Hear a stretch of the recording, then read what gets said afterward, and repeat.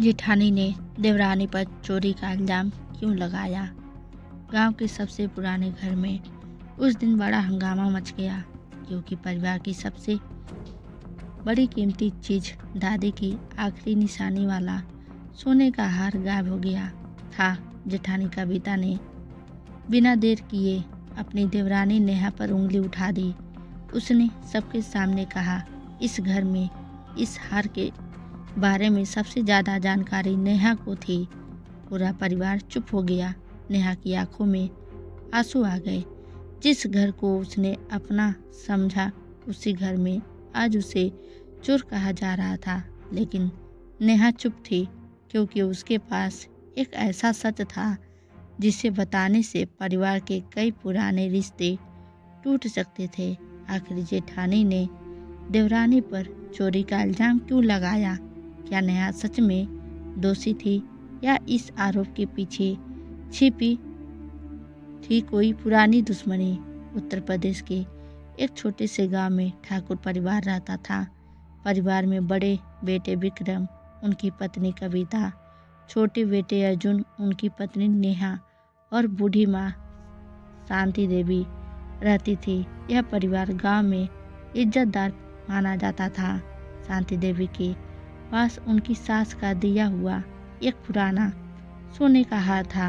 वह हार उनके लिए सिर्फ गहना नहीं बल्कि परिवार की निशानी थी। शांति देवी हमेशा कहती थी, यह हार उस बहू को मिलेगा जो इस घर को जोड़कर रखेगी। कुछ साल बाद जब नेहा ने इस घर में बहू बनकर आई तो शांति देवी उसे बहुत पसंद करने लगी। कविता को यह बात अच्छी नहीं लगती। उसे लगता था कि सास नेहा को उससे ज़्यादा प्यार करती है। धीरे धीरे उसके मन में जलन बढ़ने लगी। एक दिन शांति देवी ने परिवार के सामने कहा कि वह हार अब संभाल कर रखना चाहती है। उन्होंने हार कविता को रखने के लिए दिया, लेकिन कुछ दिनों बाद जब पूजा के लिए हार निकाला गया तो वह गायब था। घर में हड़कंप मच गया। कविता रोने लगी और बोली, मुझे समझ नहीं आ रहा हार कहाँ गया। फिर अचानक उसने नेहा की तरफ देखा। उसने कहा, कुछ दिन पहले नेहा मेरे कमरे में आई थी। उसे पता था कि हार कहाँ रखा है। नेहा हैरान रह गई।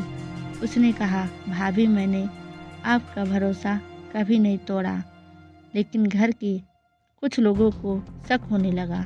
अर्जुन अपनी पत्नी के साथ खड़ा था।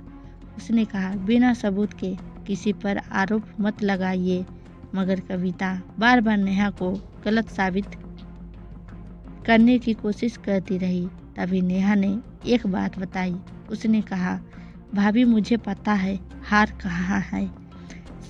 सब लोग हैरान रह गए। नेहा ने बताया कि कुछ दिन पहले उसने कविता को रात में अकेले पुराने कमरे में जाते देखा था, लेकिन उसने बिना वजह किसी पर शक नहीं किया। जब परिवार ने पुराने कमरे की जांच की तो एक कपड़े के बैग में वही हार मिला। सबकी नज़र कविता पर गई। कविता की आंखों से आंसू निकल आए। उसने सच कबूल कर लिया। उसने बताया कि उसने हार छिपाया था, लेकिन उसका मकसद बेचने का नहीं था। वह चाहती थी कि सास को कि नेहा ने हार चुराया है, क्योंकि उसे डर था कि सास सारी जिम्मेदारी और प्यार नेहा को दे देगी। शांति देवी बहुत दुखी हुई। उन्होंने कहा, गहना खोने का दुख नहीं है, दुख इस बात का है कि मेरे ही घर में भरोसा खो गया। कविता ने नेहा का पैर पकड़कर माफ़ी मांगी। नेहा ने उसे उठाकर गले लगा लिया। उसने कहा, रिश्ते जीतने के लिए नहीं, निभाने के लिए होते हैं। उस दिन कविता को समझ आया कि दूसरों को गिराने की कोशिश में इंसान खुद छोटा हो जाता है और परिवार की सबसे बड़ी संपत्ति सोना नहीं बल्कि विश्वास होता है।